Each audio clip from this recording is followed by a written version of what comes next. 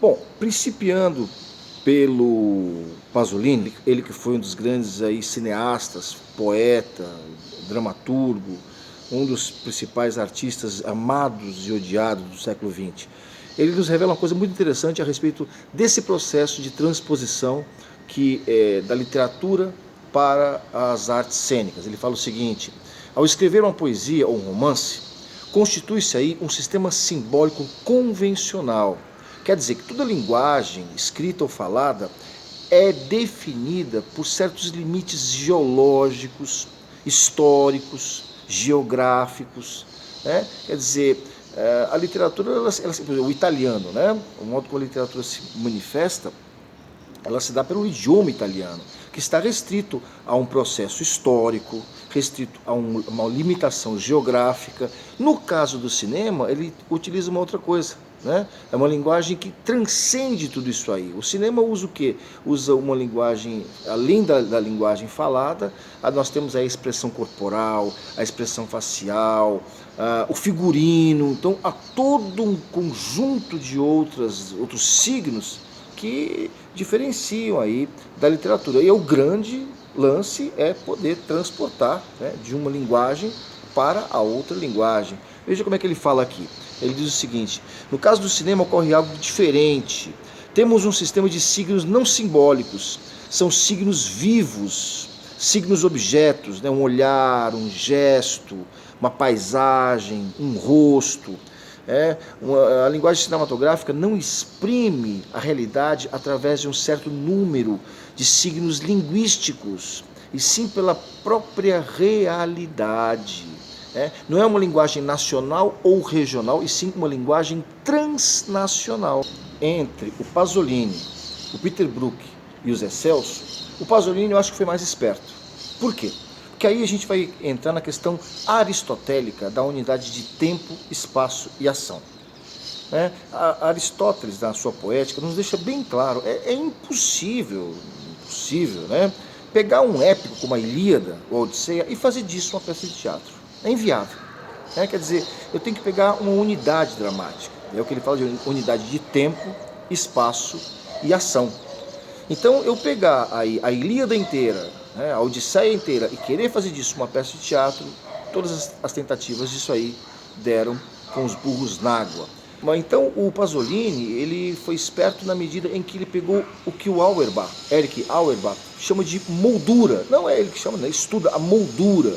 Ele diz que essa moldura veio do Oriente, é um recurso estilístico da narrativa do Oriente que veio para o Ocidente, e que lança mão aí de uma maneira de contar histórias. Então, veja bem, as três obras que o Pasolini pega, existe a moldura. A gente tem que comentar, vale a pena comentar, que o Pasolini e o Zé Celso têm algo em comum, que é uma visão aí engajada. O Pasolini tinha como um grande objetivo criticar, né, e chocar a burguesia consumista da sua época. E, de modo geral, a burguesia consumista de qualquer época é uma arte engajada, assim como vem a ser a arte do Zé Celso. De diferente modo ocorre com o Peter Brook. A gente está aqui sempre fazendo aí comparações e compreendendo esses três artistas, como cada um trabalha. Então, há aí um ponto de ligação entre o Pasolini e Zé Celso. Mas o Pasolini, ele trabalha com a moldura diferentemente do Zé Celso e do Peter Brook.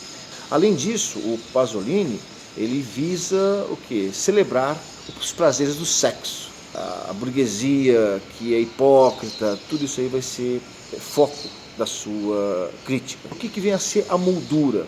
A moldura é uma história dentro da qual outras histórias vão ser encaixadas. É um pretexto para se contar outras histórias.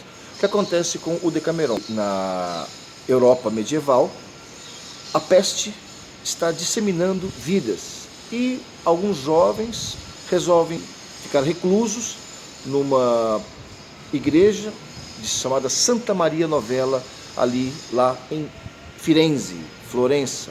Ali esses jovens, belos jovens, eles se unem, cantam, para ficar longe das coisas horrorosas que vem a ser a peste. E nesse momento, o que eles fazem? Eles contam histórias. para se distrair. E dessas histórias vão surgindo aí 100 narrativas que o Boccaccio une e escreve a sua obra, o Decameron. Então isso é a moldura. O Pasolini pega uma história aqui, outra história ali, né? E assim ele vai compondo o seu filme. Claro que ele não pega todas as histórias, ele pega aquelas que ele mais achou interessante. E ele mesmo, com Pasolini, aparece como um personagem, né? Ali interligando essas histórias, essas narrativas, ele coloca numa ordem diferente, de acordo com o que ele acha que vem a ser aí o melhor para ele poder expressar a sua arte. As Mil e Uma Noites também tem uma moldura, e é uma moldura interessantíssima, né? Vamos lembrar como é que são a moldura das Mil e Uma Noites, desses contos árabes, é fabulosa. O Sheikh Shariat foi traído pela sua esposa e manda executá-la e resolve nunca mais ser traído. Mulher nenhuma jamais me trairá. E ele todos os dias se casa com uma virgem, mandando matá-la no dia seguinte. E assim, várias e várias mulheres são sacrificadas porque este homem foi traído pela sua esposa. Ele diz: mulher alguma jamais me trairá, não deixará que isso aconteça novamente. Até que então a filha do sultão, chamada Sherazade, resolve parar com essa carnificina e diz para o pai que vai se casar. À noite ela tem um plano, né? Tem um plano que ela quer acabar com essa carnificina. E nesse momento o que acontece? Ela leva a irmã, né? É cultura diferente da nossa, né? A irmã fica no quarto. É uma obra muçulmana, de cultura muçulmana, islâmica. Eles têm horários para orar e, pelo que se percebe na leitura da obra, que se dorme bastante cedo.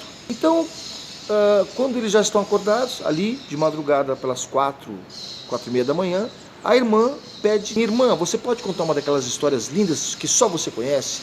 E ela pede permissão ao sheik e ele diz: pode contar.